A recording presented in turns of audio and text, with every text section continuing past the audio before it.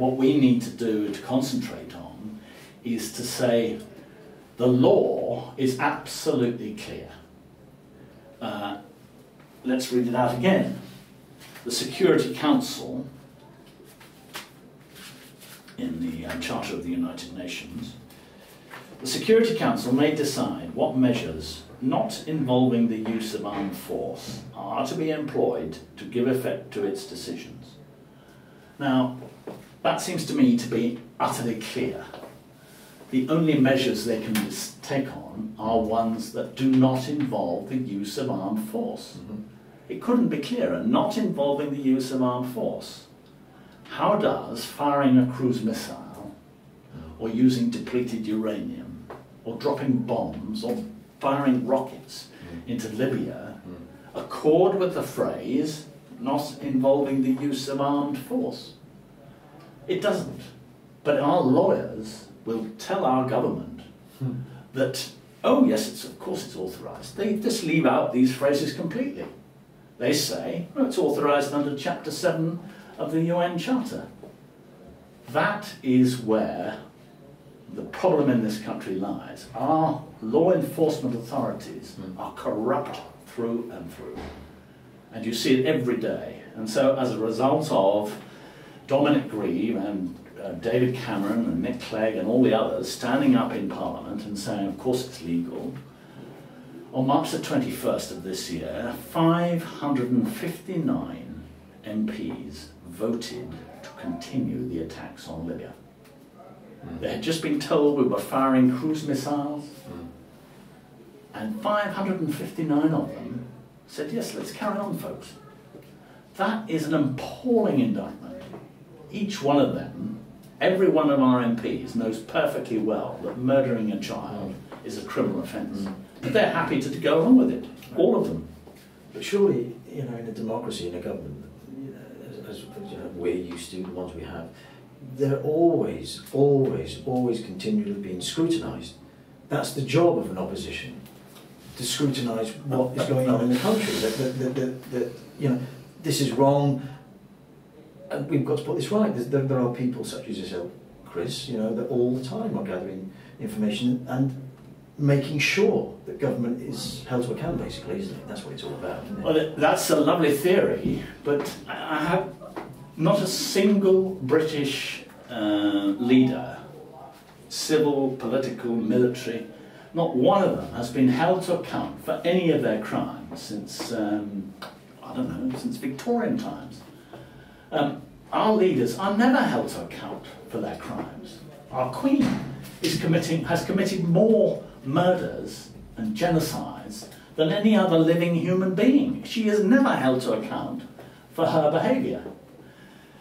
Every order that goes to the armed forces, and remember they are HM armed forces, Her Majesty's armed forces, they report to her. She's Commander-in-Chief. And every time she signs an order for them to use cruise missiles to fire into populated areas in Afghanistan, in Kabul, in Baghdad, in Tripoli, wherever it is, every time she does that, she knows that innocent people will die. And as a result of her orders over the last 60 years, at least 3 million people have died. Now, there is no other living human being who has committed quite so many murders, such atrocities. They are the worst atrocities in British history. But Chris, she's got no power. Let's be fair. She's ceremonial. I wish she had no power, but she gives the orders. If our armed the Prime forces... Minister gives the orders. The Prime Minister of this country gives the orders. No, that's not correct. If you look at the actual system, the armed forces take the orders from the Commander-in-Chief. The Queen is the Commander-in-Chief. She is asked to go to war by the Prime Minister and others, and she accepts. If she was doing her job properly, she said, no way. I have sworn to uphold the law. When she was at the coronation, she took an oath, swearing to uphold the laws, customs and statutes of Parliament. And she hasn't upheld any of those laws, statutes and customs in relation to warfare and the use of armed force. She has breached every single one of them. And she has taken that decision. She knows she can say to the Prime Minister, no, I'm not going to do that. I know it's unlawful and I will not sign. I am operating in the interests of my people. But she doesn't do that. She's just not interested in upholding and enforcing international law, and I find that totally appalling. But it was right that we went into the Falklands, wasn't it? No, it wasn't right. It belonged to us, didn't it? The Falklands? It may have belonged to us, but that's, as you say, belonged to us. There's always... the Argentinians wouldn't agree with that. But the point is that we have promised we will never, ever use armed force. We will settle all our disputes peacefully, whatever their cause, whatever their stimulus, we will always go for the peaceful solution.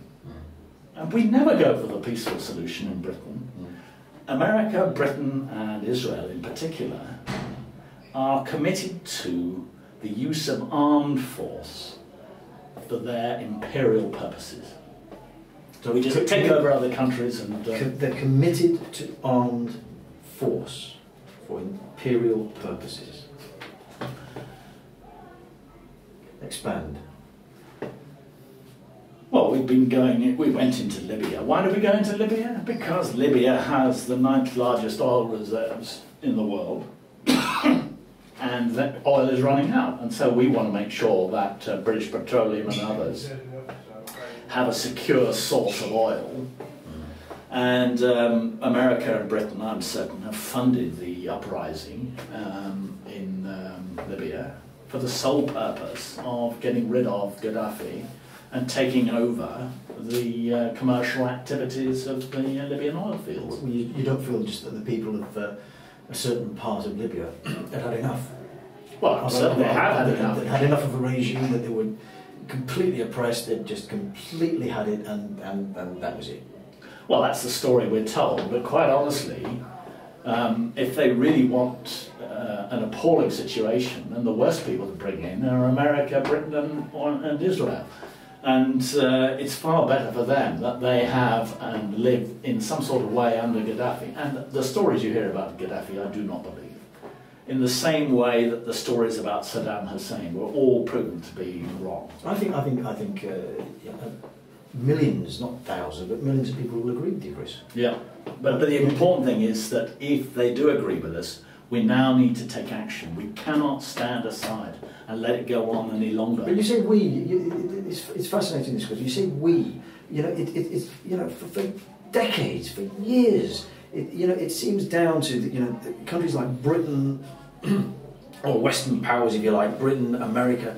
What is this that we seem that it's us? It's down to us to sort of police the world, to sort people's problems out, now wherever they are. But that's what we're told. What about the African League? Why aren't they sorting Libya out? The point about it is that this sorting out the problems because it's using our money, isn't it? The British taxpayers' money. Yeah. As long as other people are paying for other people, that's fine, isn't it? This is what it seems to me. I think it goes back to how do we want this world to be run? The law is absolutely clear.